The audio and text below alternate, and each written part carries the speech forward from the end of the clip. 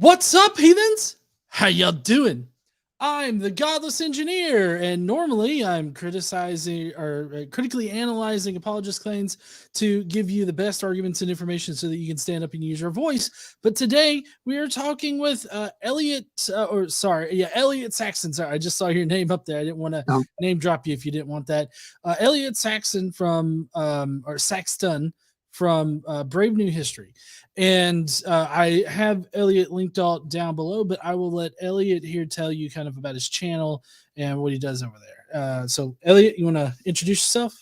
yeah, so we're about the history of religion. We do a lot of Christian origins, history of Christianity, the Bible.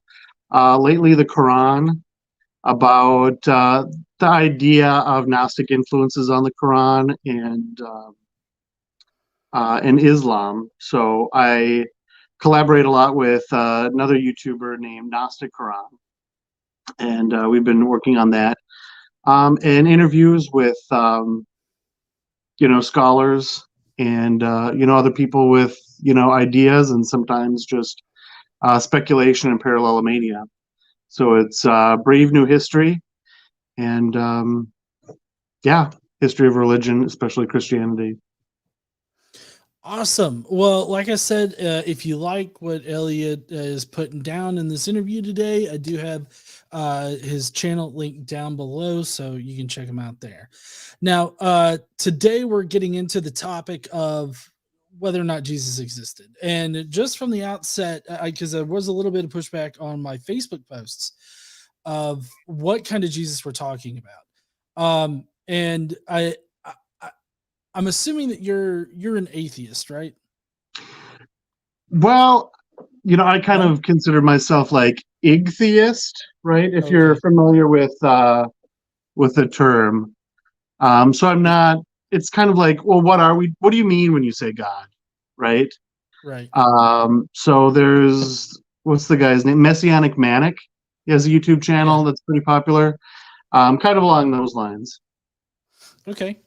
Yeah, that's cool. No, but I was just getting at that the Jesus that we're talking about is the minimal historical Jesus that could have really existed in history, not the magical demigod, supernatural man that supposedly scrubbed our souls of sin. Yeah. Well, that conversation seems a lot less interesting to me than what could be the real historical Jesus that could have existed. So we're not talking about the supernatural version. We are talking about what Jesus could have really been if he did exist, or whether or not he did exist. So that's what we're kind of talking about here. And I know that we're kind of opposed on this, and I always value Mhm. good discussion with somebody on this topic. So I was excited to hear that you kind of that you were on the opposite side of this, but also that you wanted to have a discussion with me, maybe not on this topic per se, but just in general. So if you want to, you can introduce like where you're starting out from, and I know that you got some PowerPoint slides that you kind of want to go through, so I'll just let you start off here. Yeah, so that's right. I'm not an apologist. And it's the minimalist view where, not the walking on water, rising from the dead Jesus, but an historical figure that actually existed, right? And then we're thinking, probably like a lot of the viewers, well, the guy that walked on water, that was Jesus, right? So if you don't believe in that guy, then you don't believe in Jesus, right? You don't believe he existed. But, I mean, like we'll talk about, things can get more fanciful over time, right? So you can have little things added on over time, and that's kind of what I'm inclined to think happened. And and I mean, there's even other concepts of Jesus, like you're familiar with Gnosticism, I imagine, right? So we have other opinions of him. Maybe he didn't resurrect but survived the cross. That idea is out there. I don't know if I hold to that necessarily, but even the whole he delivered us from our sins thing, right? The Gnostics don't really believe in sin, so they don't believe that that's what he did. But yeah, I mean, it's all over the place, kind of with the thoughts of Christ or Jesus. Yeah. So maybe we'll just get straight into the slides. Oh yeah, definitely. Let's do it. Um, and yeah, and if anybody wants to comment or heckle or has a question. So here we have Jesus right here. He's getting baptized by John the Baptist. And so we're wondering why do we think Jesus existed? Mm-hmm. There we are. So first we'll see if we can give mythicism a fair hearing, right, on why we would think that he doesn't exist. So we'll go over what's mythicism, what are the grounds for believing in mythicism, because you know maybe we just kind of think as a society, well, yeah, Jesus existed, and kind of take it for granted, and that's kind of like the default position almost, even though I'll agree, a lot of people point out any claim has a burden of proof, right? So not trying to reverse the burden of proof here. Yeah, go ahead. Sorry to interrupt. I know that you said let's give mythicism a fair chance. I just want to make sure that you recognize that the minimal mythicist hypothesis has been peer reviewed like twice, and it's due to be peer reviewed a third time in the near future. So, including multiple journal articles that are individual portions of it. So, as long as we're both in acknowledgement of the fact that the mythicist hypothesis is on the same standing as other Jesus ideas. Yeah, so kind of the minimalist view only has two peer-reviewed articles on it. No, not articles. Full books. So full like textbook length like books. One of them published by Brill actually, which is one of the most prestigious academic publishers out there. So, I mean, it's not just articles or anything like that. I mean, it's two full books that have been peer reviewed, and Carrier's currently working on a second revised edition that will also be peer reviewed. So it will get peer reviewed by a different set of academics again. Got it. And so it's a new version of on the historicity of Jesus. Yeah, it'll be like a second edition or revised, not revised, but just a second edition that he's going to be writing up, which has to go through the peer review process again, as far as I understand it. Got it. So he's had one scholarly book so far, right? Is that what we're saying? And then he's about to do a second one. So there's proof. Well, technically, Carrier's got two. He's got Proving History, and then he's got On the Historicity of Jesus, and then Raphael the Taster published Questioning the Historicity of Jesus through Brill. Gotcha. Yeah, I mean, that's one way to gauge it, I guess, in terms of publications. Well, no, I'm just trying to establish that that the minimal mythicist hypothesis is just as academically peer reviewed as other ideas about Jesus. Not only that, though, but there's actually recent hit like defenses of the historical Jesus that's been put through peer review. So it's actually sort of 2-0 on as far as getting like a full defense of either position in the academic literature. So I'm sorry, I'm not really trying to make a big deal about this or anything. I'm just trying to make sure that we're both starting off with the same position, that like, it's not mythicism, the crackpot, like just ad hoc, non-academic sort of position. That this is a full-on academically supported position that's been reviewed multiple times by multiple peer review or multiple academics that have performed a peer review on the idea. So it's not that it's like, I'm not saying that that makes it correct or anything. I'm just saying that Mhm. it's in good standing as far as like academically vetted, as far Yeah, as that goes. I'm not saying that it's correct because of that. I'm just saying that academically speaking, it's on the same level. yeah. Where I mean, even if it were, what do we want to say, doesn't have any academic support. I mean, there are ideas out there that could be true regardless of it. So I mean, I don't mean to slam it It's by any means, but well, and no, I mean, it does have academic support though. Like it's hard for sure, me to sure, sure. get past this particular point because I just want to make sure that it's very clear. It does have academic support in that not only is there a growing list of academics that are either sympathetic to the minimal mythicist argument or actually subscribe to the minimal mythicist argument, but also when the minimal mythicist argument has been put through the ringer of all other quality control, being academic peer review, people have not found fault with the arguments being made, which is similar to all the other academic papers, books, and presentations that have been produced thus far.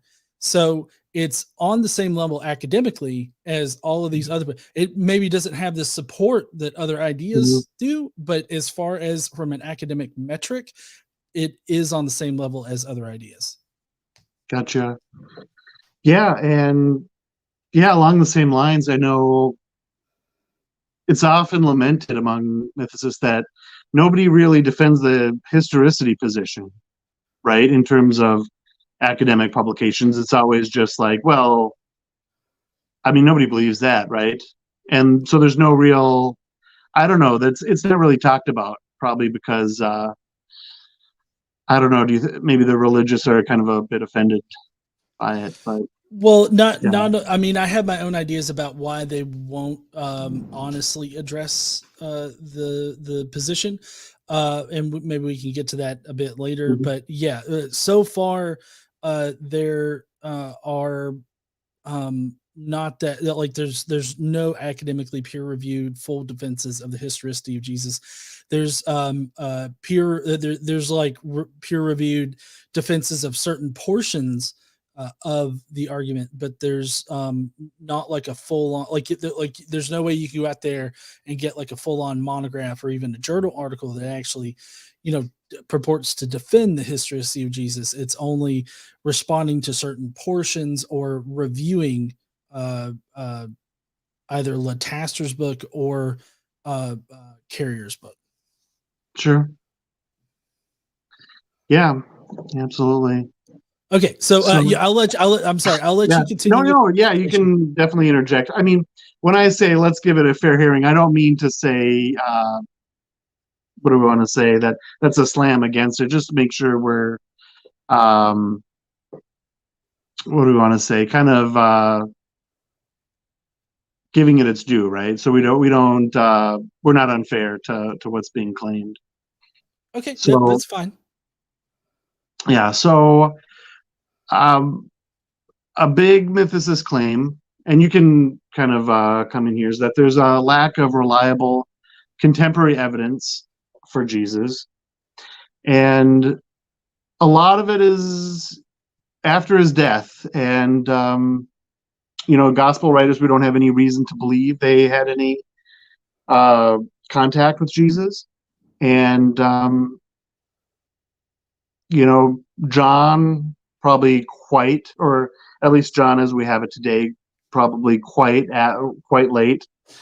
Maybe there's a proto John that might have been early, but there's nothing at the time of Jesus, right? That maybe we would expect. Would you agree with that? Uh, I I I would agree that there is a lack of contemporary evidence, but that just makes me question like why wasn't there any Yeah. contemporary evidence if he did exist? I personally wouldn't use this as evidence against his historicity. I think that this is just part of sort of the background knowledge to develop, sort of like a prior probability of Jesus existing. Like this would be a major factor in the prior probability of it, I think, but not Mhm. in. Like, I don't think this is positive evidence for mythicism or the ahistoricity of Jesus. But yeah, I agree that there's a lack of contemporary evidence. Yeah. So if we were maybe speaking in academic term, it's non-zero evidentiary value, True. right? So that's one aspect of it. And then lack of consensus among early Christians. So there's a kind of like I said with Gnosticism, with other aspects of Christianity, asceticism. There's major disagreement about what's going on with Jesus. So maybe that could be taken as to point to mythicism, right? Like if we're talking about the same guy, why aren't we talking about the same guy, right? And then here's one that we bring up quite a lot with mythicism, similarities to mythic figures, right? So Dionysus is big, Osiris. I put the asterisk next to Mithras because I'm not really too convinced. I don't see a lot of similarities, but a lot of people claim it.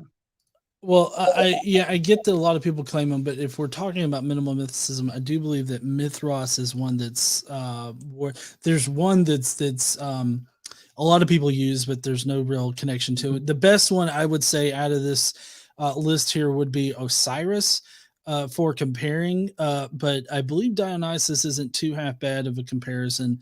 Yeah. I can't remember Mithras right off the top of my head, but I'll pull up some of my notes here real quick and I can let you know. But yeah, I'm fine with everything on this page. I wouldn't say that this is evidence for mythicism or evidence against historicity.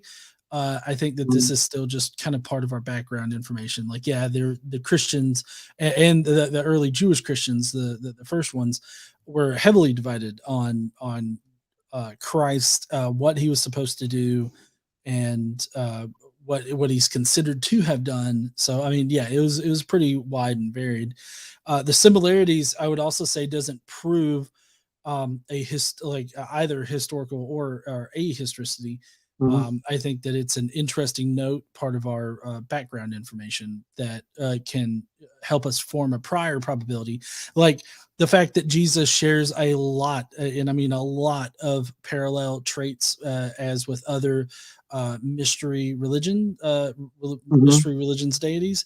I think that that's a pretty big factor in our background knowledge that helps us develop a prior probability. Because I think that if you think about all the people that supposedly have all of these traits, or a majority of these traits, or are said to have done these things, have all been mythical and not real, then Mhm. what's the likelihood that Jesus was the one guy, that he was the real one that really did all these things that just these other people, like, supposedly did but didn't really do because they weren't real, like they weren't historical. And I just think that that makes it less likely that Jesus was historical, but that is again not a final conclusion. That's just like what before we even start analyzing the evidence, what's the likelihood that Jesus was even historical, right? And Mhm. then we'd have to apply the likelihoods of other evidence. So that's kind of where I stand on Yeah. So that would kind of be along the lines of like the Gospels are historical, right? Like the belief that Jesus actually walked on water, actually resurrected, like was dead, solidly dead and stunk, and then rose from the dead. Where and the similarities with dying and rising gods. But I agree with you that those are things from mystery religions, and even like the Eucharist. We have basis in mystery religions, and yeah, like if we have a guy that actually did supernatural things, did miracles and magic, then just like all the other people before him did, or according to legend, according to myth, that would look pretty suspicious, right? If we were Right. claiming that all these miracles he actually did. But Right. in terms of historicity, I kind of agree that it doesn't really say too much either way because kind of things are added on, right, Right. with mythical. So just to Yep, maybe bolster, if you could go back to your screen, if you wanted to yep, bolster your list here of similar to other mythical figures, so conclusively attested, is similar in nature to Jesus is Anana, Zalmoxis, Dionysus is one, and Romulus, Osiris. yeah, Strongly attested Adonis, Tammuz, Dumuzi, and then there's Castor and Pollux, Theseus, Asclepius, Hercules, Baal. So those would be the ones that are probably your strongest connections to these other myths that emulate similar things from it. And I'm pulling from my notes from my Crestus app, which if everybody's oh curious, yeah, I yeah, have I a saw I have a that. link down below for Yeah. Crestus. This information's contained in that. So if you want to learn more about how those deities are similar to Jesus, or at least emulate some of the different attributes of Jesus before Jesus was supposedly a thought, y'all can check that out. But yes, so if you want to continue now. Yeah, I've heard about that app. And the whole term Crestus, maybe we could get later on a tangent with the whole. I don't know if you've explored it with the character of Crestus versus Christ and the Christians and the Christians. That's a crazy rabbit hole as well. Yeah, we could talk about that if we get to it. Yeah. I do kind of have a hard stop at least by 7:30, but I think that we can Oh probably. yeah, yeah, yeah, for sure. Yeah. But yeah, I mean, Inanna, I can definitely see. I think she was crucified in Hades, right, or the Babylonian She was well. I equivalent. mean, Inanna was crucified in the underworld, which I Yeah, mean, you could probably attribute to Hades, but yeah, just the yeah, underworld in general. yeah.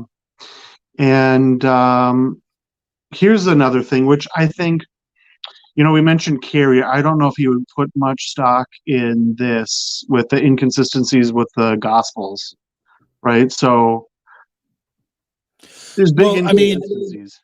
Hmm. right. So I mean, the Gospels are definitely later embellished accounts, and in my personal opinion, I don't see, or I haven't heard of any good methodology for discerning historical facts from Hmm. historical fiction in the gospels. Like I really don't know how some people are like, oh, this was definitely historical, but everything else was, made up or fabricated in some kind of way. I've never really heard a good methodology for sorting all that out. So I can't tell what is historical fact or fiction in the Gospels. So they really don't have any kind of evidentiary value for me. Yeah, it is pretty speculative. They used to have the argument from dissimilarity, I think it was called, where if Jesus says something very different from the Jewish theology of the time, then they'll say, well, that was probably historical, right? Well, but see, then you run into the curious aspect of, there's just as much reason to make something up like that as there is for it being historical. So you end up with, no real compelling reason to think that it was actually historical versus, non-historical or Yeah. made up versus historical. And there's a common idea in modern legal codes, which kind of mimic the criterion of dissimilarity, and even then, that's treated as not very strong evidence, and it's so most of the time it's not accepted into evidence unless it has other corroborating evidence that is like harder evidence that actually shows that there was a reason for the person to to not make it up or something like that. Mhm. And also, in order to say, oh, they wouldn't have made this up, seems to indicate that what would have embarrassed them. Mhm. Like what every Jew believed or what all Jews believed. And we just simply don't know that. What we do know, like you had on the very beginning, beginning of one of your slides, is that there's a vast landscape of different ideas about Jesus, and many people disagree with each other and everything like that. So Mhm. I think that what could be embarrassing to one group is not necessarily embarrassing to another group. So I think that without knowing the full breadth of ideas in the Jewish community at the time, there's no way that we can say, oh, this was embarrassing. So therefore, it's more than likely historical. Yeah, the argument from embarrassment. There's yeah, dissimilarity, embarrassment, and I think when you mentioned law, I think there's argument from like against interest, right? So Mhm. if somebody says like admits to a crime and um, something that would make them look bad, right? Then it's probably accurate, or Yeah, I if mean, it's incriminating. yeah, well, I mean, all of those particular criteria are fairly similar, like in nature, and they all pretty much derive off of the criterion of dissimilarity. So, I mean, criterion of embarrassment, dissimilarity, statement against interest, all of that is basically the same, basically the same thing. So, I think that you would need good reason to think that somebody is making a statement against interest, or a statement contrary, or a statement that is too like it's too embarrassing, so they had to say it or something, uh, uh, or rather is dissimilar from what everybody thought or something like that. Like I feel like you would need some more evidence in order to suggest that that means that it's historical. You know. Yeah, yeah. I mean, it does seem a little bit circular because we're kind of presupposing what the true Jesus was when we're doing that, right? That he was anti orthodoxy. Mhm. Um, Well, so not just that, but it presupposes that we know everything about the Jews in the first century, like what the different sects believe and everything like that. When in reality, we don't. There's actually very little that we know about the Jewish religion, like the vast landscape of different ideas in Jewish religion at that time. I mean, we know a lot, but we don't know everything, and so that's where the distinction comes in.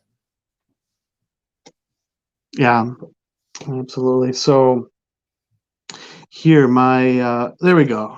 All right. So my presentation was having issues and it dropped there. So here we're All right, yeah. So we did all the right. gospel accounts, and now we're on the Christian sources. Or yeah, lack of non-Christian sources. So what they would call hostile attestation. Mhm. So I know Dr. Price, this is his biggest thing, is that there's no, businessman talking about he came to Nazareth and he saw Jesus and he was a jerk and a charlatan, right? Mhm. That would be like the nail in the coffin for him. He says that would be like, yeah, he existed. But I mean, yeah, go I ahead. mean, yeah, well, I mean, that would be pretty strong evidence for historical Jesus, although I think that, I don't know exactly how strong that would be. Like, I don't know right off the top of my head if that's strong enough to really overcome, um, the prior probability of Jesus being made up. Um, because I think you'd have to discern whether or not this actually was the Jesus that started Christianity, or if it was like just some random person who claimed to be this one certain person that may or may not have existed. I think that there's multiple ways that you can interpret that piece of information. I generally don't follow along with Dr. Robert Price. all that much. A lot of his stuff seems to be pretty like some of his claims seem to be a little bit more ad hoc and opinion based rather than evidence based. And so I'm a bit more skeptical of those unless you've got like a really good argument for it. I'm usually skeptical of that. So the lack of non-Christian sources is a pretty devastating like piece of background knowledge to help us form a prior probability, but I don't think necessarily that it's a like evidence against historicity. I think it's something that definitely makes us question like why weren't non-Christians writing about this person that supposedly existed. Um, I think that this is a strong argument from silence. Like it's a valid argument from silence because we should expect these people, some of these writers in the first century, to be talking about Jesus, and it's very curious that they don't. It's also very curious that we have like surgically edited books, like historical texts and manuscripts that have the period in the first century cut out where Jesus would have popped up at, but since it's been expertly cut out of the source documentation, we just simply don't know if somebody mentioned them or not. So it seems like it seems very curious that we don't have any non-Christians talking about him until much later. And even then, the earliest non-Christian mentions are just mentions of Christians and their beliefs, and not like any kind of independent evidence of Jesus. So I think that that's worth that's definitely factors into our background knowledge and our evaluation of the evidence, but I don't think it's like necessarily evidence against Jesus existing. I think Jesus still could have existed even if no non-Christians wrote about him. I just think it's rather curious that nobody did write about him. Yeah. Yeah. And so, yeah, it sounds like you're kind of looking at the list of, supports for mythicism, and you're kind of, am I missing a major one as far as you would Oh, think? like is this the end of like your case for like giving mythicism a Yeah. fair shot? Yeah. Oh, okay. I think that you are definitely missing a lot here. You're missing the influence of pagan religions on Judaism. I think you're missing a lot of the themes or a lot of the popular things that were going around at the time: cosmopolitanism, syncretization, the creation of peshers. I think that you're missing just a lot of background information, like on the Jewish religion and even pagan religions and all that kind of stuff. I feel like, as far as making a case for mythicism, you're completely leaving out Paul and his evidence and critically discussing that section. So, I mean, yeah, there's a lot that's missing out of this. I mean, like, on the Historicity of Jesus is like 800 pages long.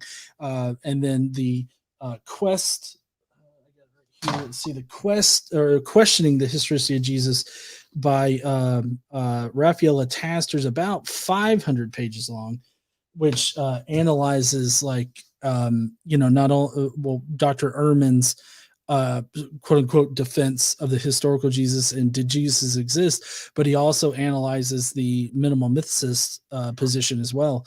And so, I mean, there's a lot that is missing from these first few slides, and I wouldn't even say any of that is evidence, like positive evidence for mythicism Yeah. necessarily. I think all of the positive evidence for mythicism, or that Jesus originally started off as a celestial being, I think that you'd really have to focus on Paul, because Paul has the most interesting things to say about Jesus and his incarnation. And I think it's analyzing those few pieces of Paul where we can gain understanding to what the earliest Christians thought, because Paul's our earliest piece of evidence. He is going to be the one that's independent of all other pieces of evidence.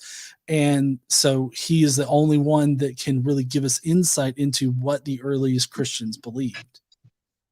Yeah. So when it comes to you know, foreign influences on Judaism, or like you had brought up the other supports for mythicism. Like, how does that support mythicism? How does it support mythicism? Right. I mean, there was obvious syncretization between Judaism and pagan mystery cults, and Mhm. a lot of the ideas surrounding Jesus are actually syncretized from those ideas, like Zalmoxis, Zoroastrianism, like Zoroaster. Like there's a bunch, like the whole concept of a burning fiery hell and a devilish figure that's sort of antithetical to the Christ Mhm. figure, the Savior figure, that comes from Zoroastrianism. And then you've got several different ideas that about the Savior going through a passion, dying, and then resurrecting to absolve sins and provide eternal life. That all comes from previous mystery religions. So, I Mhm. mean, all of these ideas are like the core ideas of Christianity, the things that Jesus supposedly accomplished. All of those were co opted from surrounding pagan religions that definitely influenced the thought process of the Jews. It's not that the Jews were doing a copy pasta from these religions, it's that they were being influenced by these religions, and they were like, oh well, all these religions, all these popular religions in the area, they all say these things about their savior deities. Do we have anything like that in our religion? Oh wait, yes we do. If we look into our scriptures, which scriptures is God breathed, and the only person that we can trust for information or wisdom is God. If we look back in the scriptures, we find everything that we need for this savior Mhm. Mhm. figure of Christ. And so you see this in Paul's letters. He searches the scriptures in order to gain information about Jesus. The gospel authors, when they are writing their supposed histories of Jesus, they are pulling information from the scriptures. Paul also had revelation from a celestial figure of Jesus, who relayed certain pagan rituals and stuff like the Lord's Supper. That's a common pagan tradition. The whole idea of baptism, that's a pagan tradition. So I mean, you like that's where all these pagan religions influencing Judaism, that's how it helped build Christianity, because the Jews wanted another mystery cult just like all the other mystery cults, but their mystery cult was going to be better because it was going to be Jewish, and it was going to be using Jewish ideas that they derived from their own scriptures.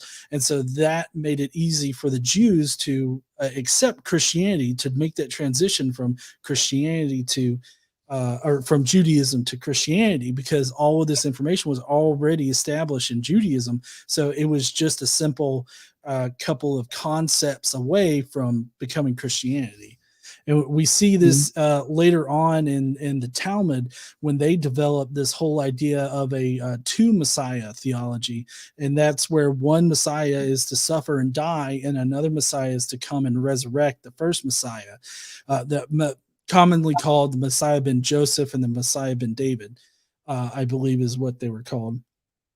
And so you have the Jews developing this whole dying and rising Messiah theology, completely separate from the Christians, because we know that it developed prior to Christianity developing, because there's no way that they would develop that kind of theology that only seems to corroborate what the Christians are saying, unless it developed prior to the Christians merging these two messiahs together in order to give you the one Messiah that both that suffers, dies, and resurrects himself. So, I mean, we have all of this evidence surrounding it that makes it more likely that Jesus was a celestial figure prior, to Paul's writings, and more importantly, a celestial figure right from the beginning. Now, I'm not saying this as 100% fact. I just lean in this direction. Like I said, with Paul's verses, there are some very specific verses about what Paul thinks about Jesus's incarnation, and it really depends on how you interpret those passages. And I think that both interpretations can work, but I feel like in my own personal opinion, the me just analyzing it with my own amateur brain, analyzing it, it seems like the more parsimonious explanations are the mythicist explanations for these verses in Paul, whereas the historicist explanations kind of leave me asking more questions than I originally had. So I in no way want it to sound like, oh, this is definitely what happened. But Mhm. you asking about how the pagan religions influence it sent me down this rabbit hole of how you have to take into account all of this information, and that's why the only minimal mythicist, well, the one book that's solely on the minimal mythicist hypothesis, that's why it's 800 pages long, because it requires a whole lot of background information about the situation around the Jews, around Judea, around first century Palestine, around Hellenistic culture, Hellenistic pagan religions, the mystery cult religions that were around in that area, the influences of the pagan religions on each other, and all of the information contained within Judaism already by the first century. So there's a lot of information to consider there. Yeah. Yeah, and that's one thing that I've considered with the whole Jewish mystery religion or mystery school. That I've done a presentation on, did Christianity start from a mystery cult, and the parallels are really interesting. Um, I personally am inclined to think not, because Judaism doesn't really lend itself well to a mystery religion. That Why not?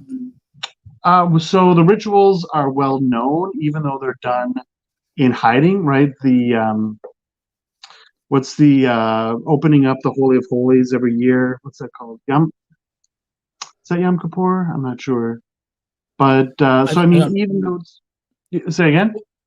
Sorry, Yom Kippur is the sacrificial ritual Got it. done Got it. by the Jews, and I I mean have to think.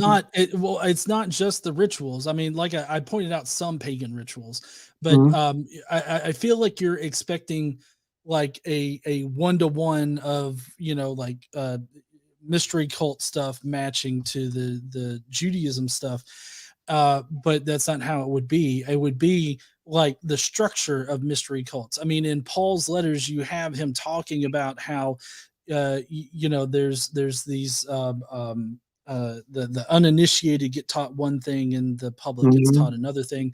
There's different levels to Christianity, and as far as Paul is concerned, even in the Gospels, do you have Jesus talking about how, well, people will be confused by these parables, they won't know what we're talking about, but mhm, those that are initiated, they will be taught the true meanings of these things. That's classic mystery cult kind of language there, and mhm, classic mystery cult structure. Not only that, but you have a similar situation with Osiris, being that there are public stories that are told about Osiris that place him on Earth as a historical figure, but the internal stories about Osiris in the cult are Osiris is purely celestial, like he was never a historical figure. And we see the mhm. same kind of situation with Paul and Christianity and the Gospels. The Gospels are public stories being told about Jesus and everything like that. And just like in Mark, Jesus says, "Oh, these people will be confused by these stories. They won't know the true meanings, but you, the Yeah. initiated, will know the true story, the true meanings behind these things." So, I mean, in order to say that the uh, mystery cults didn't influence the Jews in some kind of way, I think that you would need a lot of evidence for that. And actually, recently, an Egyptologist on one of the channels, I can't remember which one, she'd come on there and she said that it's undoubted by a lot of, or it's not doubted by a lot of Egyptologists that the Osiris cult had an influence on Judaism and Christianity. So, and also there's direct evidence within the Old Testament itself, being that I can't remember what book, chapter, verse, but it's mentioned that there are women weeping for um, it was Dumuzi maybe, and that's part of the Inanna and the Inanna cult. Tammuz, Dumuzi, Adonis. all those like that. There's direct evidence within the scriptures already of pagan religions having an effect on the Jews. And even if you read the Old Testament scripture, it's hard to say that the pagan religions didn't have an effect on the Jews, because God was constantly punishing the Jews for allowing the pagan religions to have an effect on them. So it kind of seems a little ridiculous to me to suggest that the pagan religions didn't have an effect on the Jews and the Christians when they were constantly surrounded by these ideas. They were living amongst these ideas, especially after the diaspora, and it seems like an incredibly ad hoc thing to say that they did not affect the Jews and Christianity. Yeah. So I mean, we might be talking with like a pretty broad brush that it seems likely that like Persian religion influenced Judaism in the whole messianic thing, because that was an idea that existed within Zoroastrianism. Even the whole with their savior in Zoroastrianism, he would be a descendant of Zoroaster, right? So just as in Judaism, the Messiah would be a descendant of David, right? So we see a parallel there. And then within Christianity, we see the fire being brought into the mix, right? And demons, whereas that didn't really exist within Judaism, right? So we see demons for the first time. Oh, no, I mean, the Jews believed in demons. I mean, there's Jewish legends now about demons. So I don't know where you're getting that there were no ideas about demons. Unless because you understand that there's God, and then God has celestial beings around him, right? And we also know that the Jewish religion in the first century had definitely already developed ideas about demons, like that controlled the earth. I mean, Paul was one of the most learned Jews, and he said that Satan was the one that controlled the earth. So which I know the whole Satan and that kind of idea is borrowing from Zoroastrianism, which, I mean, the thing that you mentioned about Zoroaster descending and all that, like, that's not one of the things that I think was syncretized from Zoroastrianism. Zoroastrianism has things like a fiery apocalyptic end, the burning hell, Satan as this antithesis to the savior deity. Like, those are the things that were most likely syncretized from Zoroastrianism, not who Jesus was descended from. Who Jesus was descended from was solidified in the Old Testament. So the Jews already had the idea of who the Messiah was supposed to be descended from. That did not come from Zoroastrianism. Gotcha. Well, so my thing is that I think we're kind of, when we go from Judaism onto Christianity, it's like we're kind of turning up the dial with the Zoroastrian ingredients to it, so we can kind of see the dualism, right? So Christianity has dualism, Judaism really doesn't. But I mean, I mean, I would agree with that. There's that intertestamental period where things get really weird, right? Like, I think of it as the Old Testament is like the original series, and the next generation is like the New Testament. And then there's Star Trek: The Motion Picture, which is in between, where you're kind of testing these theories and kind of see where they're going to go with it, right? If you're a Trekkie, hopefully you are. But yeah. Sorry. Sorry, my wife is incredibly offended using Star Trek as an analogy for Judaism and Christianity. Oh no. Sorry, she's very much into Star Trek. So I mean, I grew up on Star Wars, but I also love Star Trek. But yeah, I mean, I guess I can understand what you're saying with the analogy there, albeit I mean, I feel like what I've said this entire time is that Christianity is different from Judaism.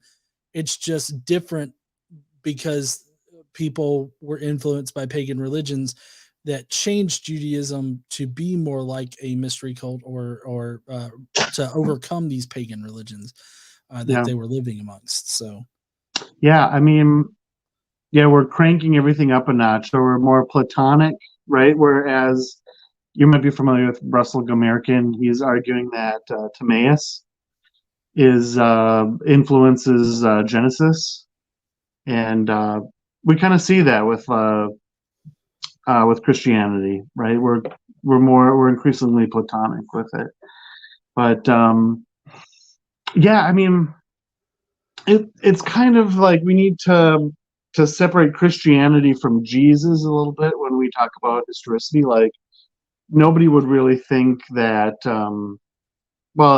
I don't know. People think all kinds of things that, hell and the miracle stories. What else is it that the parallels with the Eucharist, right, or the Lord's Supper?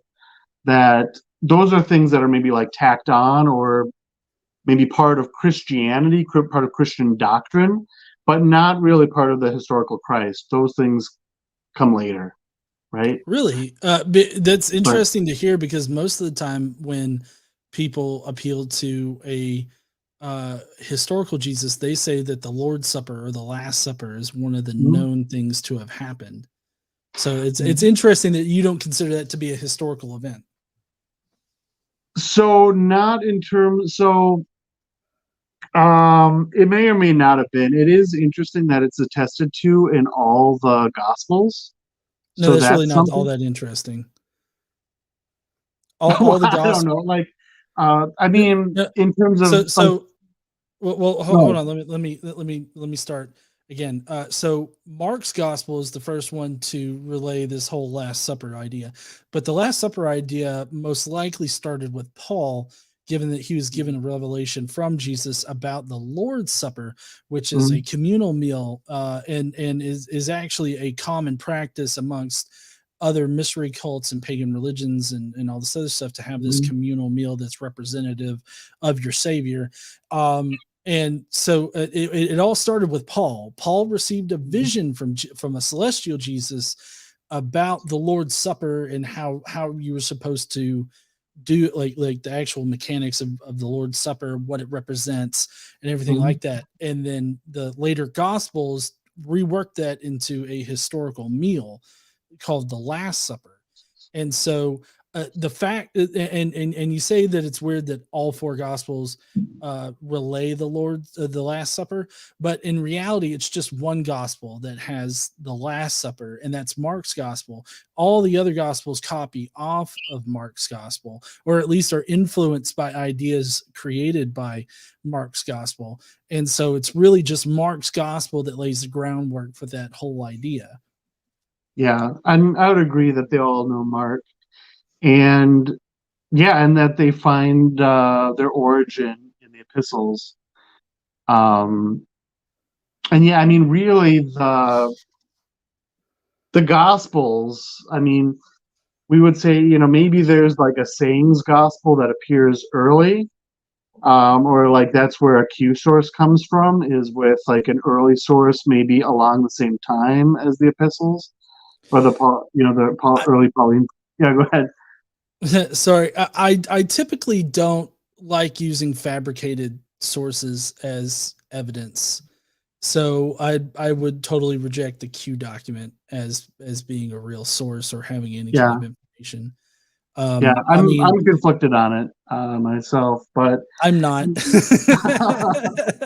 yeah. Because the Q document is literally just people making up what they want to be in it, Mhm, and and so at that point you're the arbiter of what is in it, and you can have whatever you want to be in it.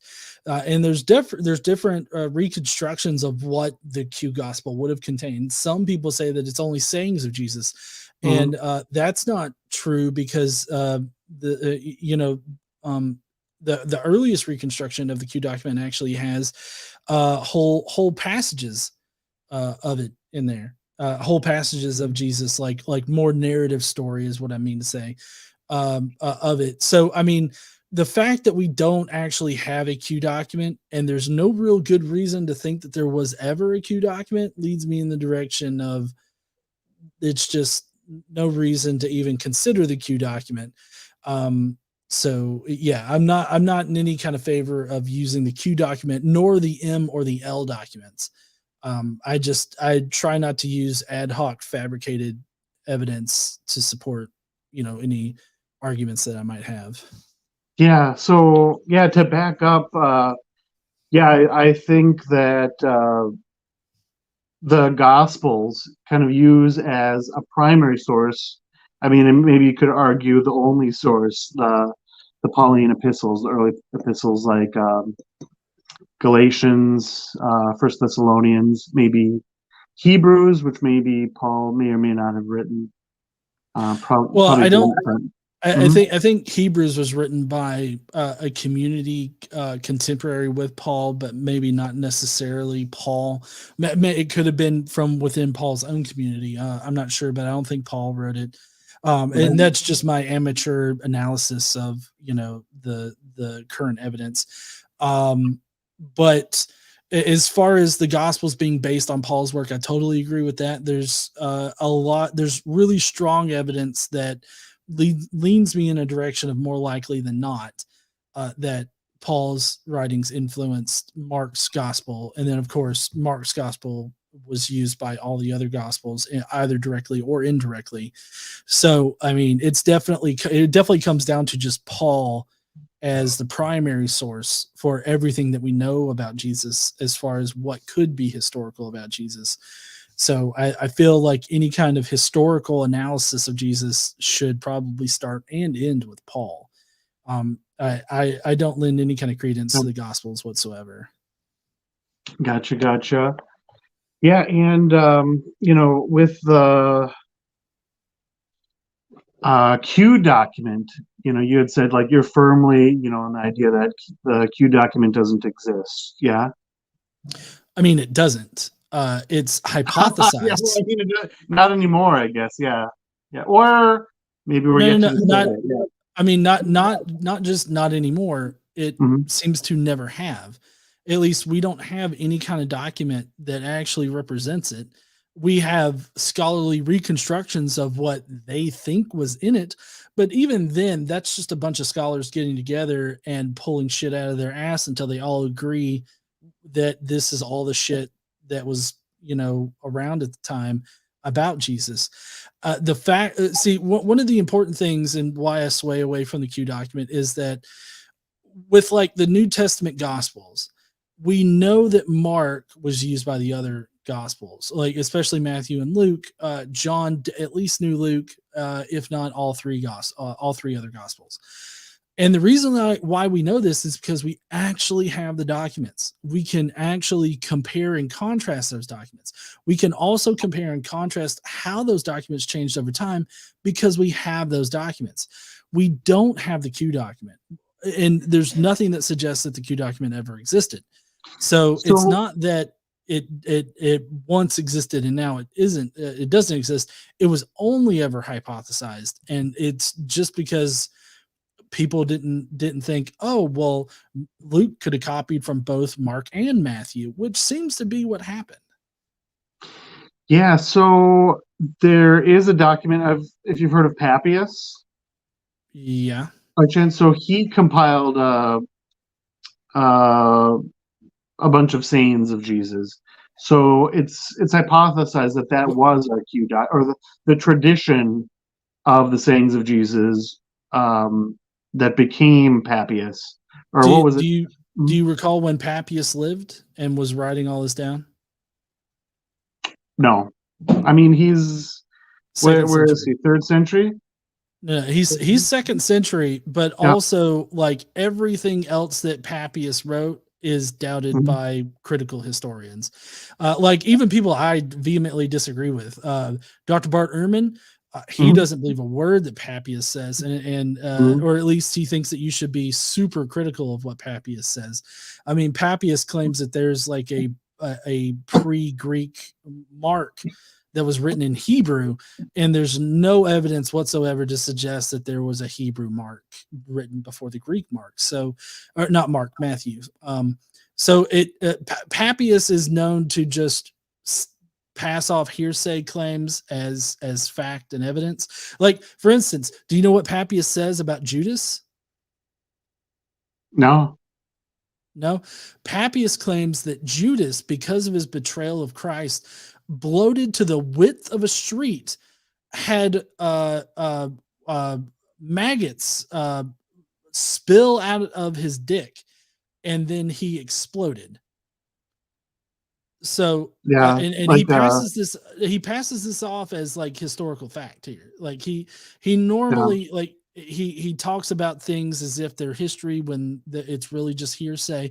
Like he loves to appeal to this elder John figure, but as far as anybody can tell, there's no way to know if the elder John was a real historical figure or if he was just made up.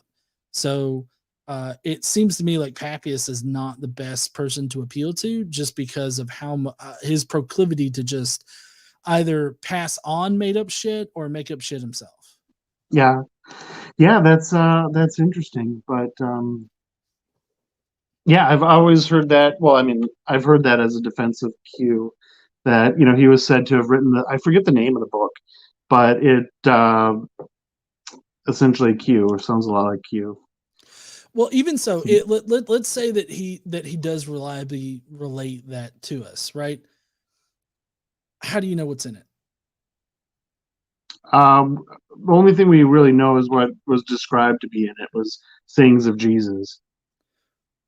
Right, but I mean, so there's common material between, I believe it's Luke and Matthew, which is why the Q document, the Q hypothesis even exists. There's common material in there between them that is narrative material that would have to be in the Q document if you were to accept the whole sayings thing. So, I mean, you would have to accept this narrative material and that the Q document wasn't just only a sayings document.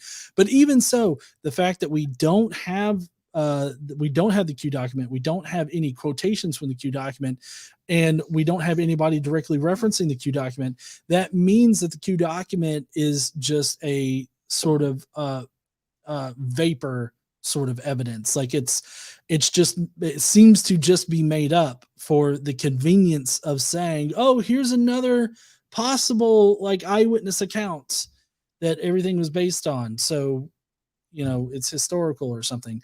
So I mean, the fact that we cannot actually analyze the Q document, it makes it very weak evidence, and it definitely doesn't sway me in any direction. And of the critical scholars that are that I've looked at on this, they're also not convinced of like the Q document. I mean, Mark Goodacre, I mean, he's got a great book out. I don't know if you've read it, but he's got a great book out analyzing it, which I've actually got right here, right next to me. I got all these. I didn't plan this. I promise. The case against Q. He lays it all out in this case against Q, and so it's rather interesting. Yeah, The way that Q's defended. yeah. So here, maybe we'll get to the positive case here for historicity. Yeah, go ahead. Oh no, sorry. That was my wife. My wife's misbehaving over there. Oh my goodness. Apparently. So Okay. here, Sorry. my Let's. go ahead. Yeah, I was gonna say let's get to the positive case for Jesus existing. Absolutely. So yeah, sorry for this. My slides keep on messing up here. So we'll kind of go through where we left off. All right, so contemporary evidence, which I think of the the reasons to believe in mythicism. I think this is what of the ones that I cited, that this might have been the strongest one, lack of contemporary evidence form, where we maybe would expect it, right? Mm-hmm. argument from silence a bit. Well, I mean, I don't mean that negative because people give argument from silence a hard time a lot, but so um, it's true, right? We don't see coinage, we don't see correspondence or business records of people that have run into him, but we wouldn't really. I mean, I don't think we would expect to see that because he was just a guy. He just started as a guy that wasn't a big, like, he's not a head of state, right? He's not a king. So, Right. and most So, people really go ahead. well, I was just gonna say, I mean, the minimal mythicist hypothesis doesn't portray any kind of requirement for Jesus to appear on coins or have any kind of like physical evidence of although physical evidence would be great. We don't expect to find like physical evidence like coinage or anything like that. I am interested to get to the very last sentence here, but as far as evidence that we expect, there Mhm. are a number of people writing in the first century that should report something about Jesus, but they don't. That isn't evidence that Jesus didn't exist, but it is a very curious thing that they don't mention Jesus. So, I mean, yeah, I agree that the argument from silence, while it is a valid argument from silence, I don't think that we can draw any conclusions from it. Sure. And so here, actually, this is, I guess, maybe not so much the positive case for historicity, but just responding to the claims I made. Which, I mean, would you say maybe I'm unintentionally straw manning mythicism with my earlier case for mythicism? Well, I, it definitely wasn't a steel man of the case. I think that possibly you were trying to compile what you think is the case for minimal mythicism or mythicism in general. But if I were to look at that, I would probably assume that you hadn't read any of the mythicist material, like on the Historicity of Jesus, which I know that it's a rather large book, but you could get an audio book and like spend a couple months listening to it, I guess. But there's that there's the Jesus from Outer Space, which Hmm. is a lot shorter. It's not peer reviewed, but it does get the point across about the evidence. So I mean, if I had to guess, I would probably say that you haven't really read any of the mythicist material, but that would just be a guess with me not knowing actually from you whether or not you've read it. If you say that you've read it, that's perfectly fine. I mean, I'm fine, accepting that. It's just that it doesn't seem to reflect in your representation of mythicism. Sure. So here, maybe we'll just blow through these pretty quickly. So here's a list of. I mean, Why maybe is this is a Derek straw on man. there? Oh, he's claimed to be historical, but there's no contemporary attestation for him. I actually There's made a video on videos that. of him. What's that? There's videos of Derek. Well, yeah, but but let's see. Yeah, I didn't I respond to have that. Derek's phone number. I have texts Uh-oh. from Derek.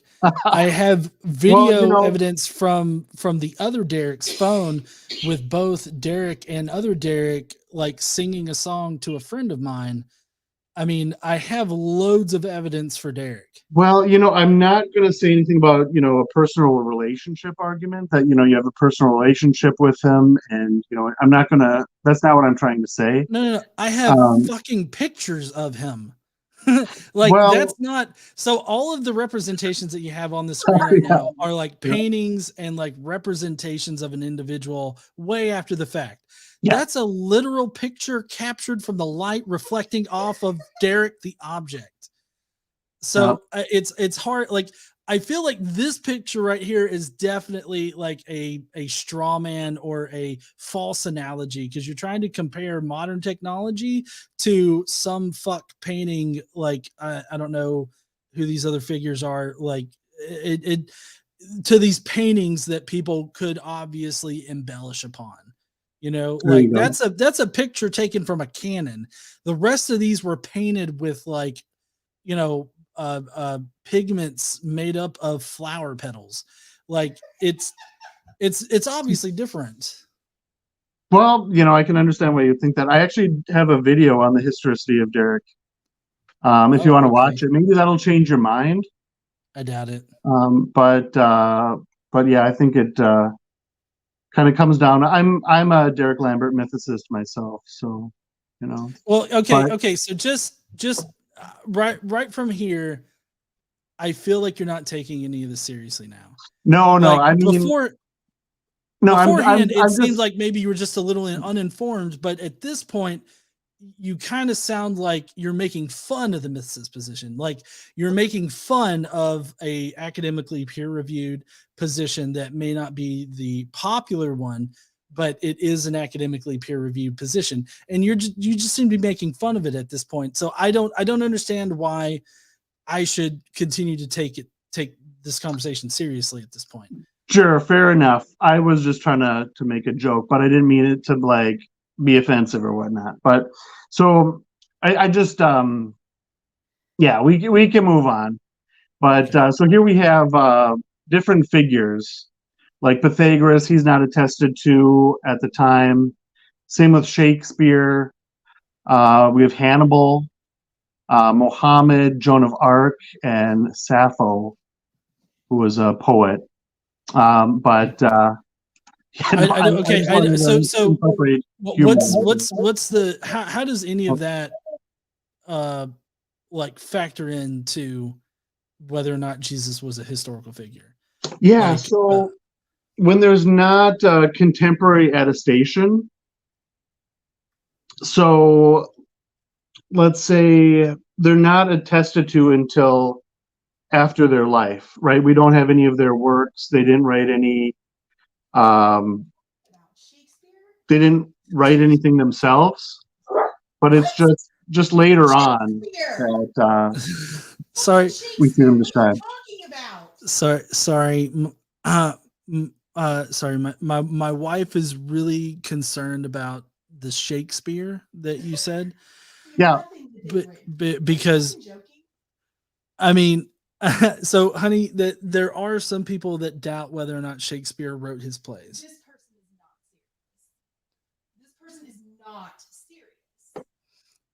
I mean, what's she upset about?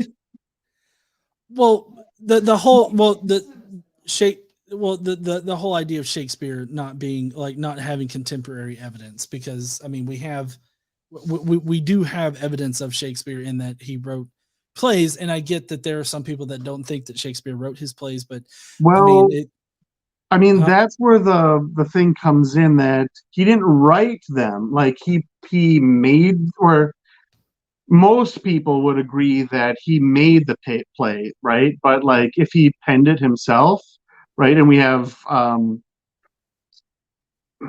what is it that it may never have actually been written down, but he just came up with what to say.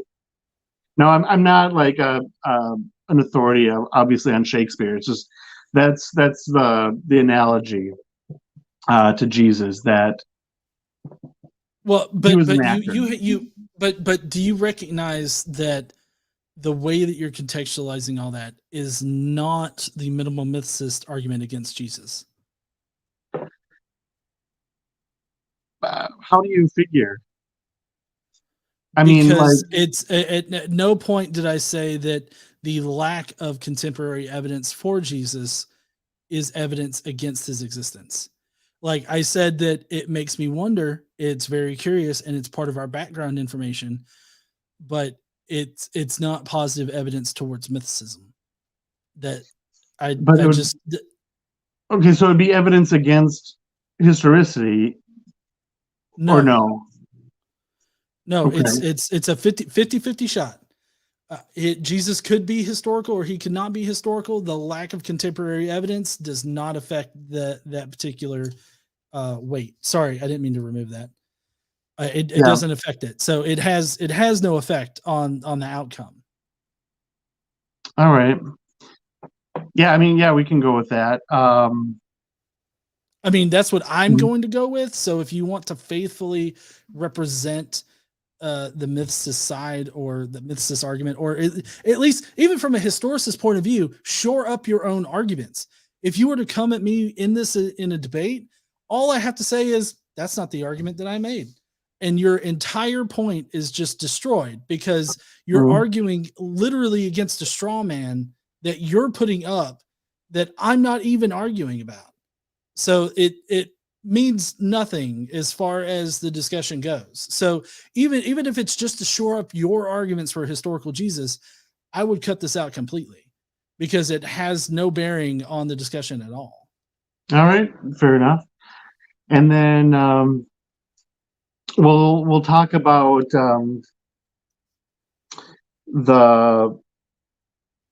the mythic aspect of Jesus, right? So that he's doing a lot of stuff that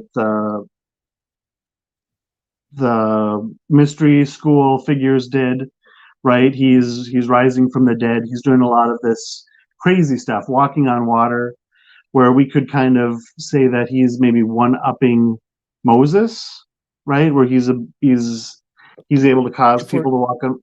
Go ahead. if we're talking about gospel Jesus, then yes. If we're talking about the minimal historical Jesus, then no. Um, because the minimal historical Jesus didn't do any of that. Yeah. So I mean, different, we could say, like, there's a landscape of ideas about Jesus that, maybe he's magic, maybe he never existed in the flesh. And maybe, would you say a docetic Jesus kind of, What do you mean by docetic Jesus? oh, that he was like a hologram, right? Would you say that lends Well, no. credibility? So by hologram, I'm assuming that you mean more ghost. Yeah, he wasn't physical. Well, so there's a bit of nuance here because Paul considered Jesus to be like physical, but that's because in Judaism, the angels or the celestial figures uh, were physical. Like the heavens was a physical place. I mean, that's the entire reason for the Tower of Babylon. That's the entire reason why in I believe it's Genesis where Abraham is visited by three angels, notably the word of the Lord. Those were physical people; those weren't ghosts. Anytime the word of the Lord appears in on earth and talking to somebody, they are a physical person in a physical body. That's because the angels and the other celestial beings that the Jews considered to be real were in a real place, and that is the celestial realm, which was a physical place in the sky. And then, of course, there was Hades or Sheol or whatnot. That was a physical place in the earth. And so these were physical places. So there was no ghosty kind of thing. The celestial figures were just as real as you and me. They were just of the celestial plane rather than an earthly plane. And that's common knowledge throughout. Like that's mainstream common knowledge about Judaism in the first century. Gotcha. So what I'm saying is that, all these legendary claims are tacked on later. So just like, and then I have the example here of Roswell, where something legitimately happened, and then people are describing aliens, kind of going crazy with the story later on. Well, yeah, and it developed in a lot shorter time than the Jesus legend supposedly developed.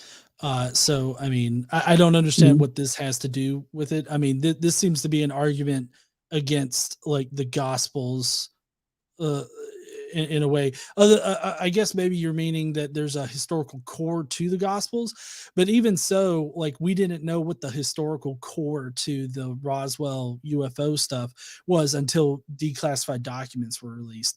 Up until that point, like nothing could have landed out in the desert and be found and stuff. And until the release of certain classified documents, we didn't know exactly what happened out there. We just know that a there was a legendary development around the UFO crash, but we didn't know, if anything was true about it, or if nothing, or if there was something true about it, or if nothing was true about it until much later when we were given better evidence. So, I Yeah. mean, if you're going to use that, I feel like that's kind of a bad analogy to use. Well, I mean, it's a good point that like we didn't know what the heck was going on at the time. We didn't know what the core was, right? Was it just totally made up by crazies, right? Or was it I mean, did it did an alien actually crash there, right? But Mhm. then like if we were to think like there's this crazy story, a lot of people are saying all these things about it where um you look at it, if we were to maybe apply Occam's razor to the situation, not knowing what actually happened, Okay, right? can you describe what Occam's razor is? Law of parsimony, the simplest answer is off, or simplest explanation that describes pretty much all of the data is the best answer. No, that's not what Occam's razor. I mean, I get that colloquially that's how it's understood, but that's not Mhm. actually what Occam's razor is. It's if you look it up from Encyclopedia Britannica, Occam's razor is a principle of theory construction or evaluating, according to which other things equal explanations that posit fewer entities or fewer kinds of entities are to be preferred to explanations that posit more. Which, if you were to translate that into the Mhm. context that we're discussing it in, the hypothesis with the least ad hoc claims attached to it are more than likely the correct solution or the correct hypothesis. So, like, every Mhm. time you have to tack on like an ad hoc assumption or claim, that's a knock against it as far as Occam's razor goes. Everything in minimal mythicism, I won't. Okay, so I won't say everything. Like 95 to 99% of the claims and arguments in minimal mythicism are supported by actual evidence. So if you're looking for the least ad hoc hypothesis, it's going to be mythicism. So, under minimalist mythicism, are we saying like pre-existing celestial being that was historicized? Is that essentially what we're talking about? The yes, I mean that's what. Well, I mean, if we look at Paul, who's our earliest piece of evidence, he believed in a pre-existent Messiah figure that he calls Jesus, that is revealed to him through visions, and Paul uses those visions and scriptures in order to know things about Jesus and relay this theology of Christianity. And it's not until later do we get these earthly tales, which are built off of these visions that Paul receives from the celestial Jesus. So, in my view, just putting it simply, I think that Jesus was a pre existent figure that existed alongside God. And as Paul says, he was God's agent of creation. And he eventually became incarnate and existed in the lower portions of the heavens, but never made it all the way down to earth. Was crucified and killed by Satan and his demons in the lower parts of heaven, to which then he resurrected, defeating Satan and returning back up to his former glory at the right hand of God, who is a separate being, as Paul states, a separate being. And like I said, we know that incarnate beings can exist in the celestial realm because the celestial realm was a real place. Even Paul places Eden or paradise in the third heaven. Mhm. So when God created Adam and Eve, He created Adam and Eve in the third heaven. So I mean, this is like it's all supported with factual information from either the epistles or the Old Testament. Gotcha. Now, would you think maybe we could be talking about uh, maybe another explanation could be that, okay, so we have this pre-existing incarnate being, right, that we're looking for, right? So there's prophecies about it. It could be something like the Dalai Lama looking for the next Lama, right? So there's this celestial story that's going on, this all this stuff. He's a pre-existing divine being coming to Earth. But Well, then there's I like, don't know why we leave like other religions out of this, like the Dalai Lama or anything like that. Like I feel like that's just kind of confusing the conversation, because the Jews and Jewish Christians were utilizing Judaism in order to create this theology about the Messiah. And so I think that if we stick within it, as far as analyzing what these early Jewish Christians believed, I think that that can give us some insights into how it was constructed. Now, I realize that I use other pagan religions to influence it, but like the Dalai Lama, I mean, isn't that like an Asian, if I'm not mistaken, like that's not a Mediterranean belief, right? right. Yeah. So, I mean, not to get caught up in, you know, it's Tibetan Buddhism, right? But I mean, I'm just Right. saying, like, so there's this backstory to it, right? That they're expecting somebody to come to Earth, right? Who's, you know, Well, pre-existent being. they're Mhm. they're expecting a specific chosen Messiah to bring peace to the Jewish remnant, is what they're expecting.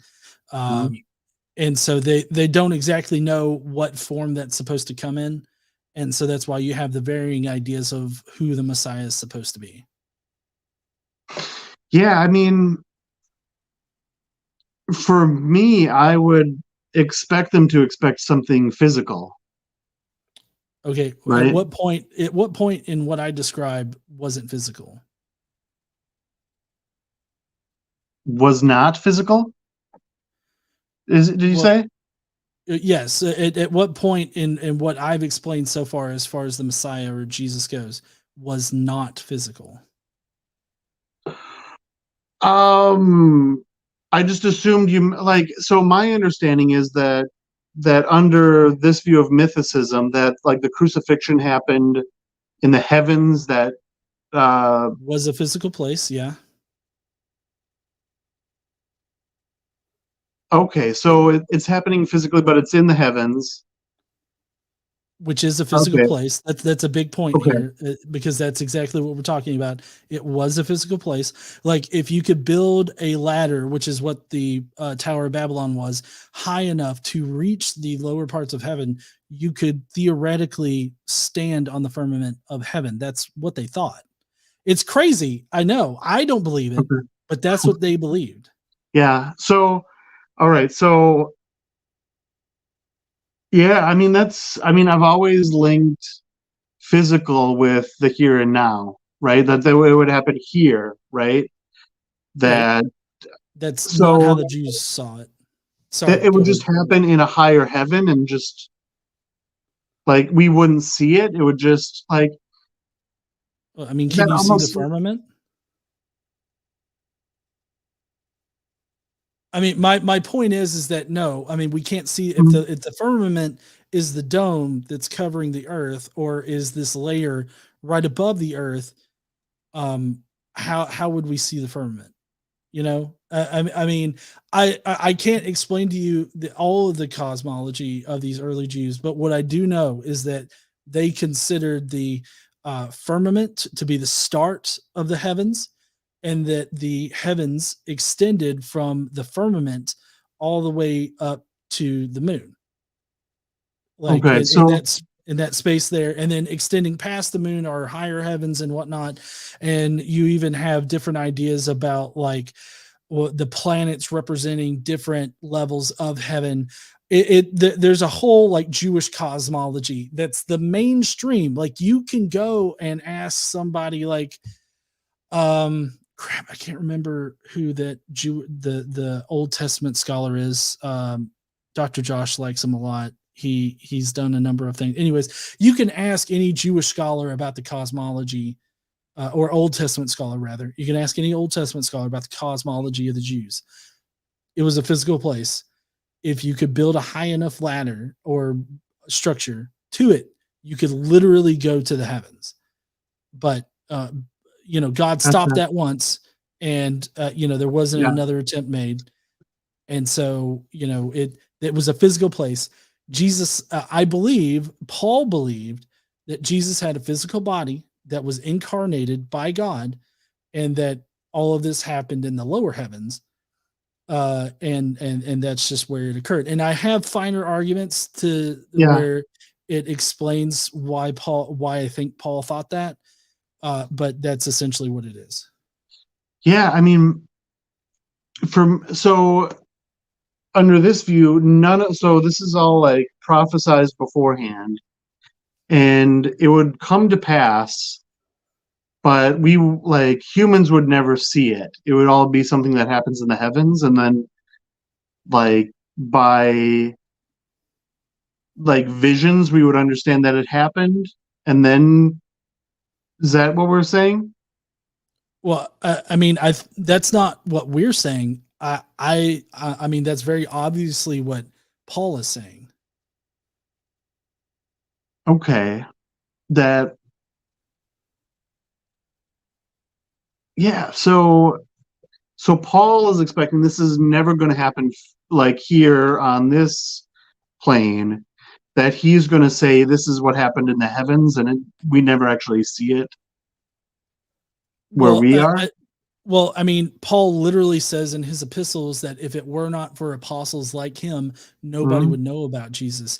You have later Christian fathers like Irenaeus who talk about different versions of the Jesus story, where nobody knew about Jesus. It's commonly called the Star Gospel. He makes a mention of it.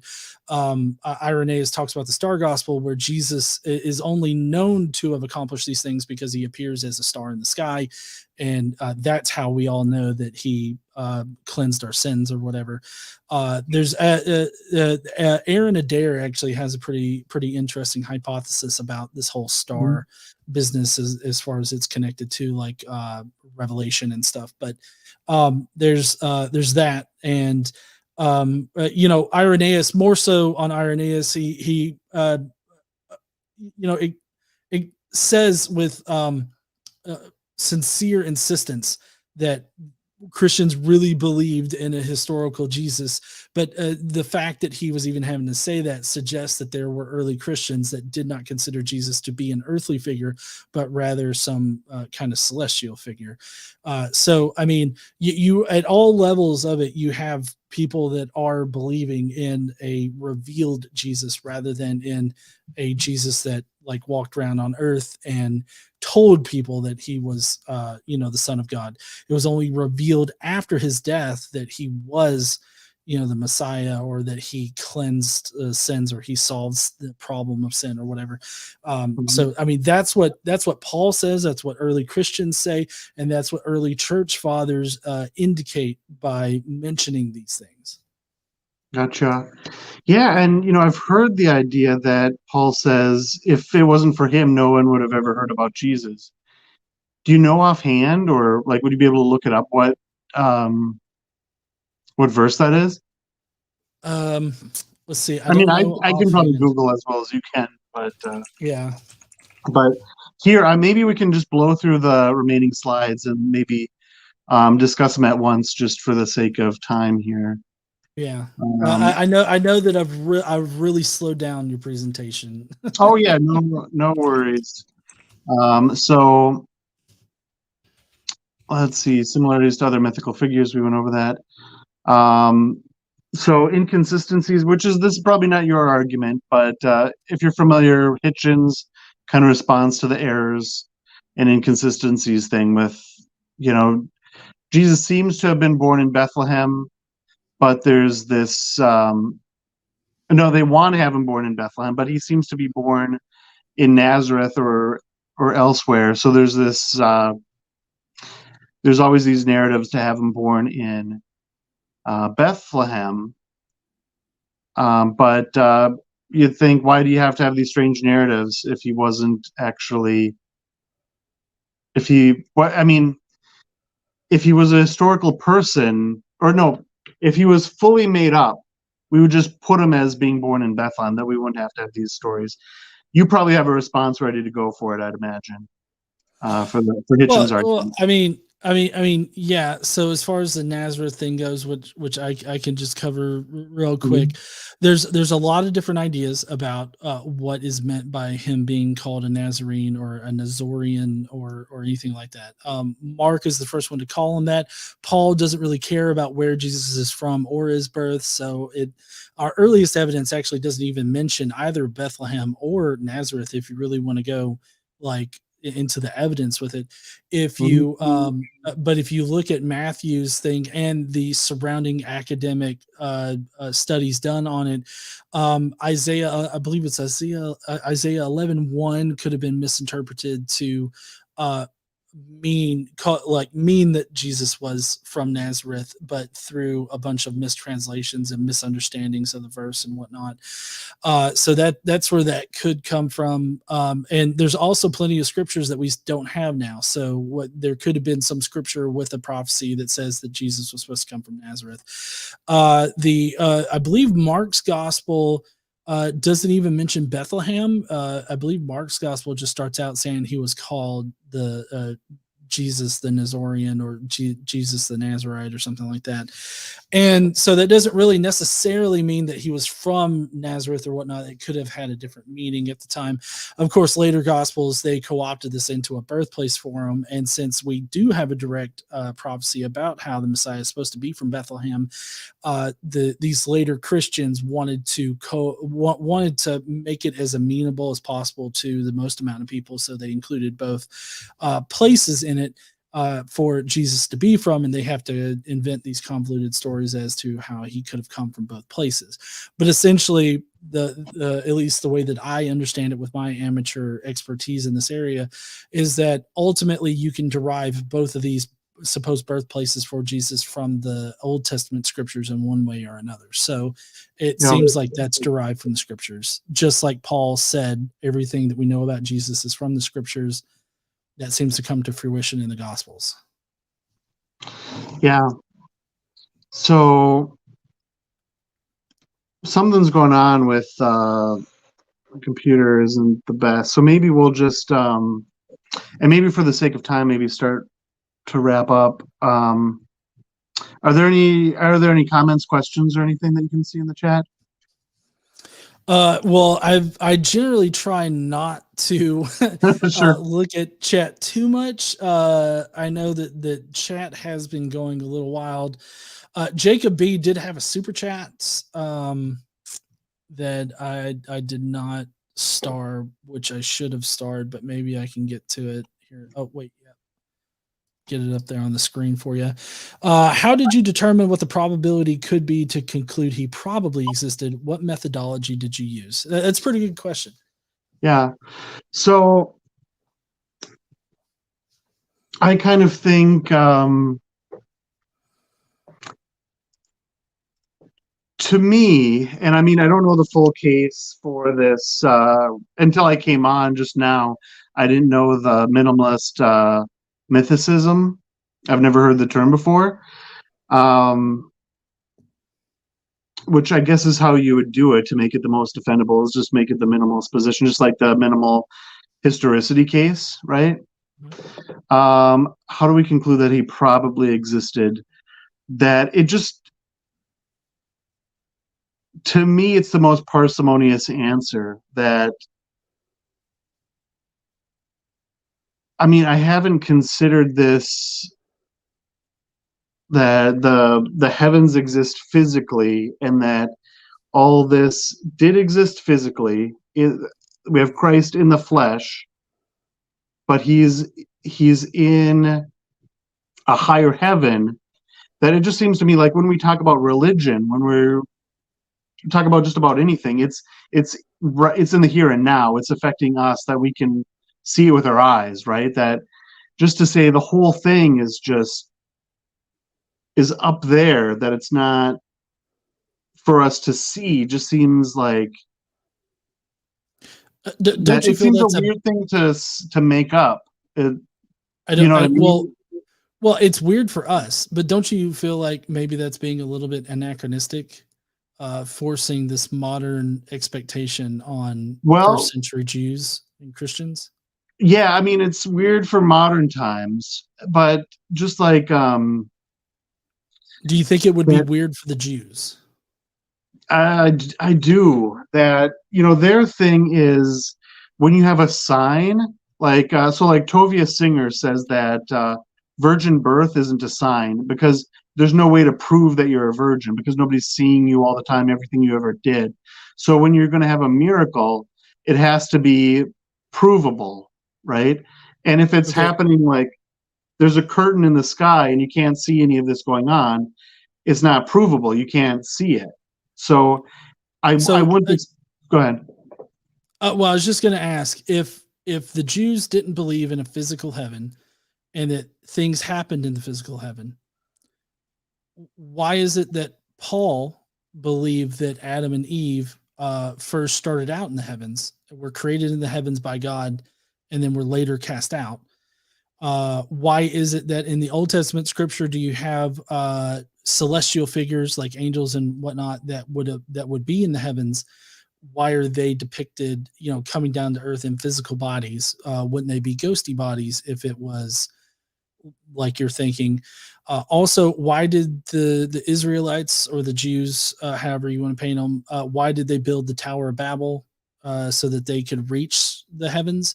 Like Mhm. your explanation of it seems to make me ask more questions about Jewish theology and Jewish ideology, and it doesn't seem to make a lot of sense. I mean, the Jews literally believe that God kept storehouses in the heavens of different types of precipitation, uh, and Mhm. God regularly communed with other angels, and that's reflected in the Bible.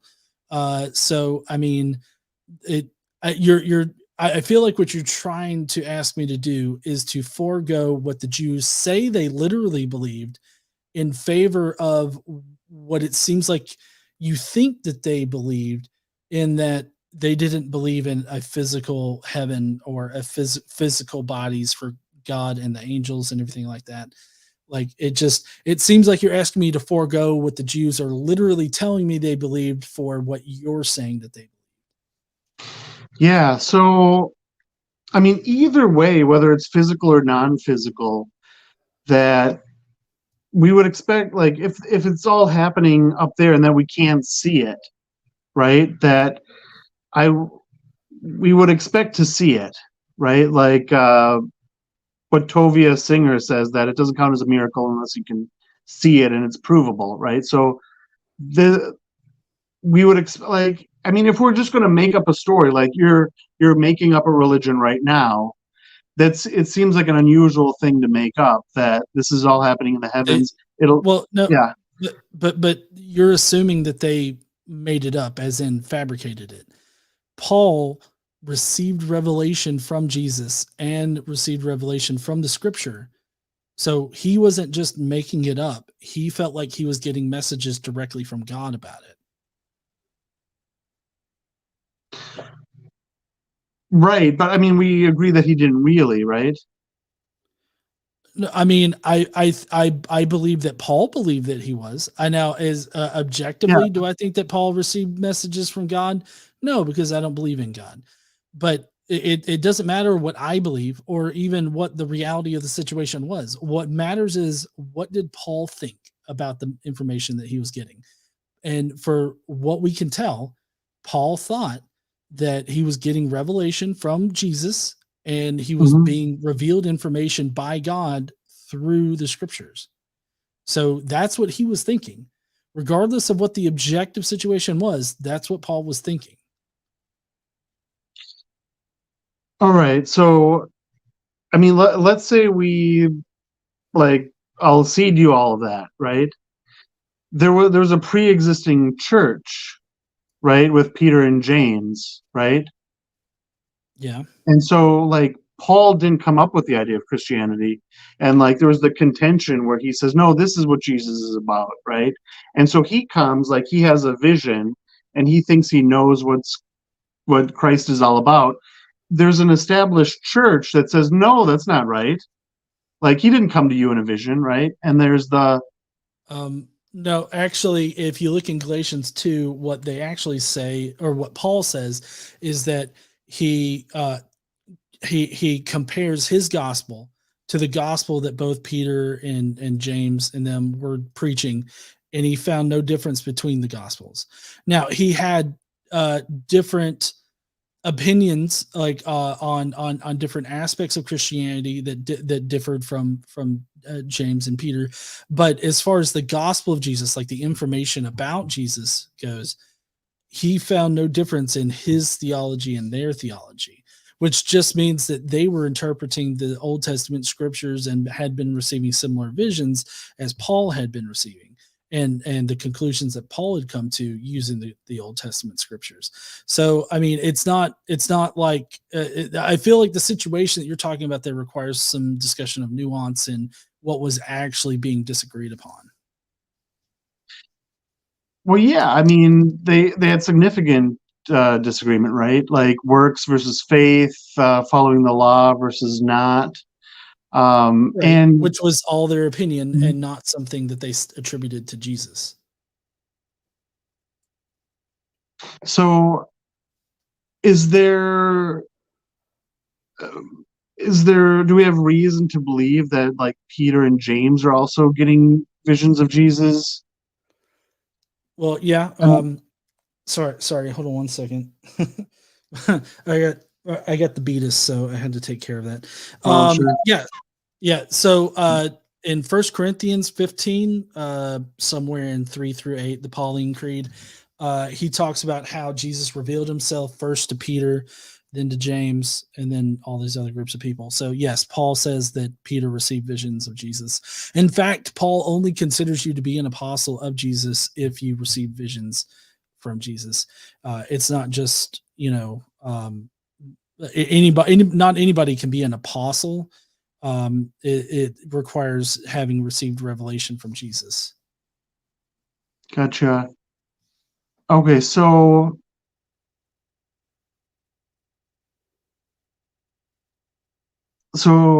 when they say revealed, Jesus was revealed, they're saying in terms of like a vision is how we're taking that.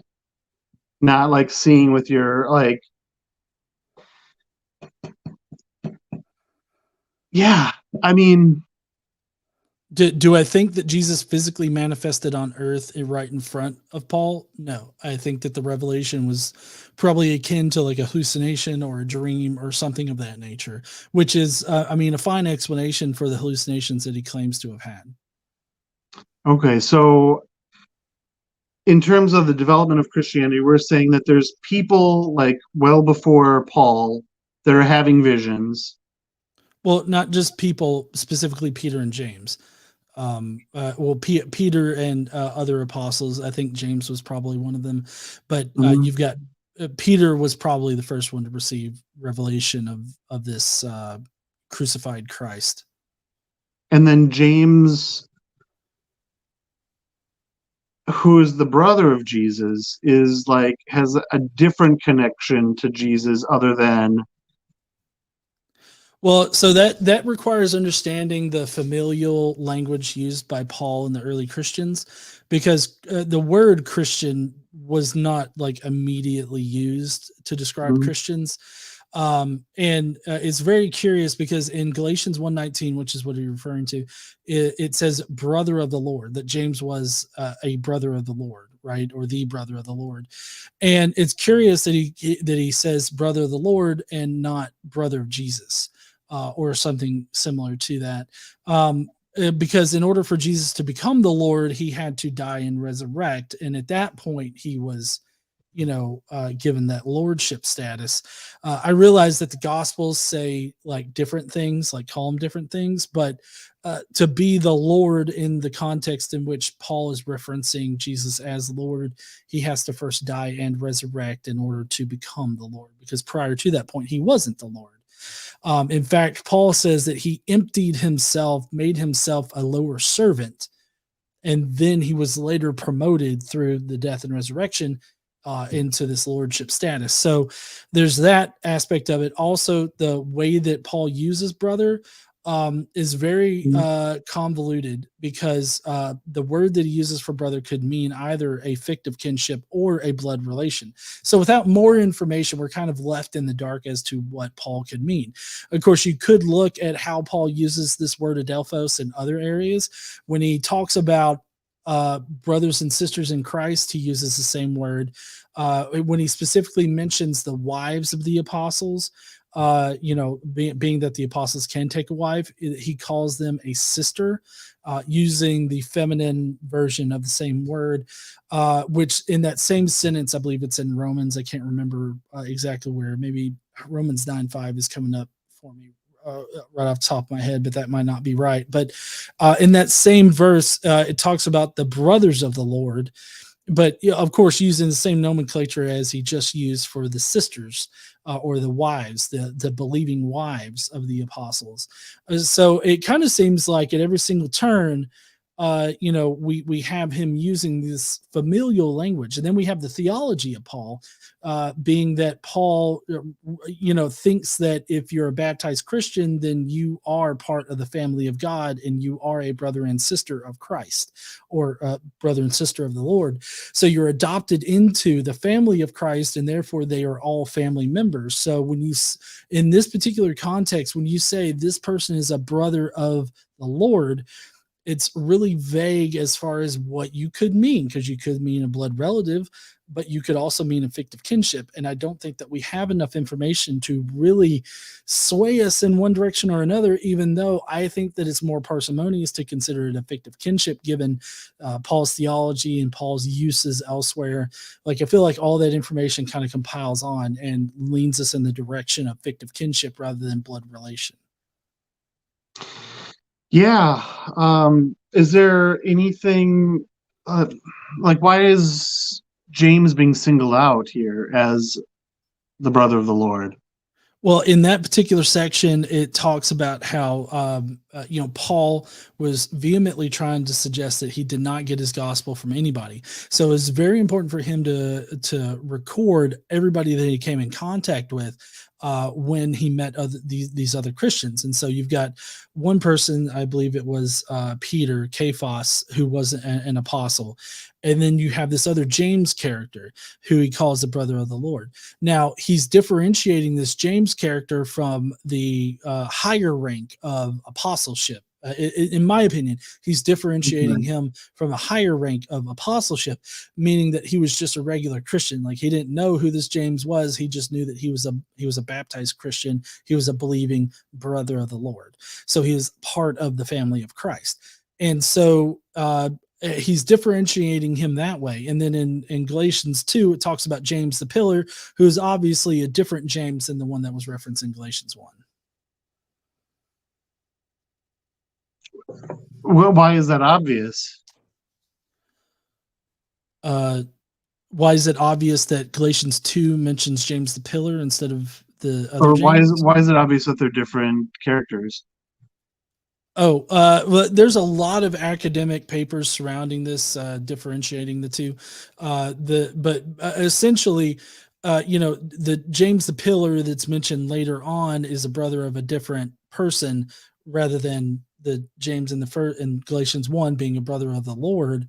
I mean, it's obvious that that this James is not like an apostle, or else there wouldn't have been a need to differentiate Cephas, an apostle, from this other James. Whereas in the next chapter, you have Peter and James being called the pillars, who are also apostles. So, I mean, there's clear reasons to separate these two, but a lot of apologists love to conflate them. Yeah. Or, I mean, you would think maybe a parsimonious answer would be, these are the same James, and when we say brother, we don't mean fictive kinship or different rank, right? So you think James the pillar was the brother of Jesus? So it's my understanding that James the pillar is the brother of another person.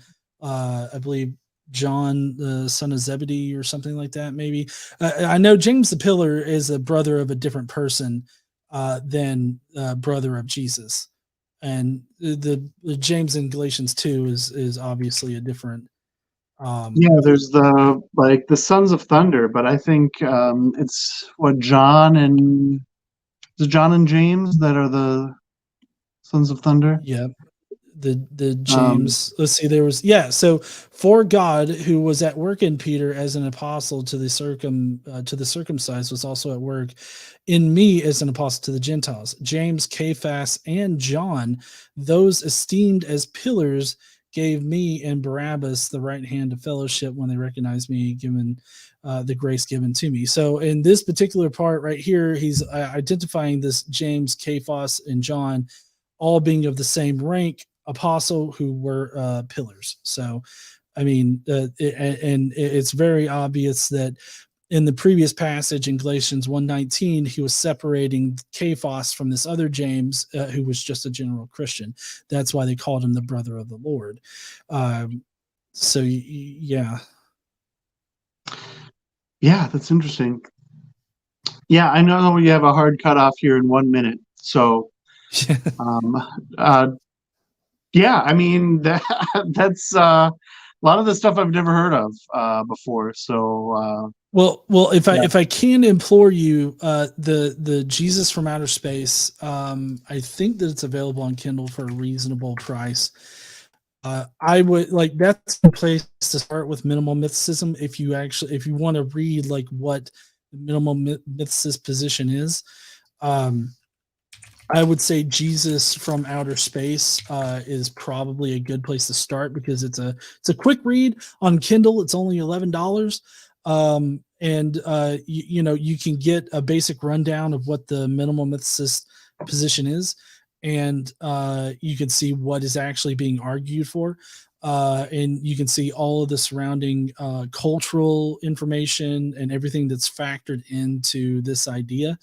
And then the finer points about Paul, it will also cover that and mhm. stuff of that nature. So it's I mean, it's a very interesting topic, and I wish more people were interested in it. But I would definitely suggest reading at least something on the minimal mythicist position.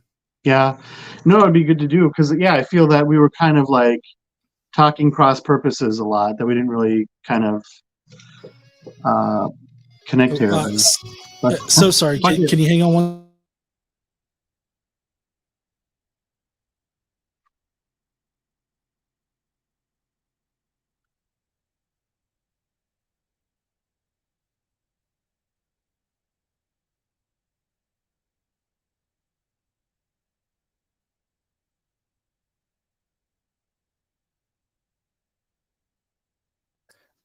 Sorry, I call my son every night at about 8, but he was wanting to call at 7 tonight, so that's why I have a 7:30. So that's why I kind of had a hard cut off there. so, Sorry about that, um, but yeah. So I would suggest reading. You were saying something. Sorry. oh yeah, it's almost like we didn't really clash too hard. That we were kind of talking across cross purposes for the most part. Yeah, I Um, mean, I yeah, definitely think that this is this is a deep topic, and you can get lost in a lot of the minute details of it. So, I mean, I don't know if you'd be up for it, but we could probably, you know, continue the conversation some other time and talk about some of the more, because there's a lot more evidence for, you know, that we could discuss concerning the historicity of Jesus that we didn't touch on here today. sure, certainly. Awesome. Well, you know, everybody that's watching, if you liked Elliot, you liked what he was saying and everything like that, his links are down below if you want to check him out. And Elliot, do you have anything interesting coming up over there on your channel? Well, yes, I want to keep it like under wraps a little bit, but yeah, I do have a really neat interview um, coming up. We're also going to be talking more about the Gnostic origins of the Quran, right? And let's see. Also, if people are interested in Baraxis or Abraxas, right? The Gnostic figure, the rooster-headed guy with the legs of serpents. We're going to be talking about that, and also about Mithraism and the development of it from the Cilician pirates. Awesome. So, yeah. Sounds pretty good. You know, I can't wait for our next conversation, and I guess I'll see you later there, Elliot, and I'll see all you heathens tomorrow. I've got a clip of a discussion that I had with Joe Inslee, and it's about Pascal's tarantula, which is an interesting way to do Pascal's wager. So I will see you heathens tomorrow. Don't forget to stand up, use your voice, and all that kind of good stuff. Bye, heathens.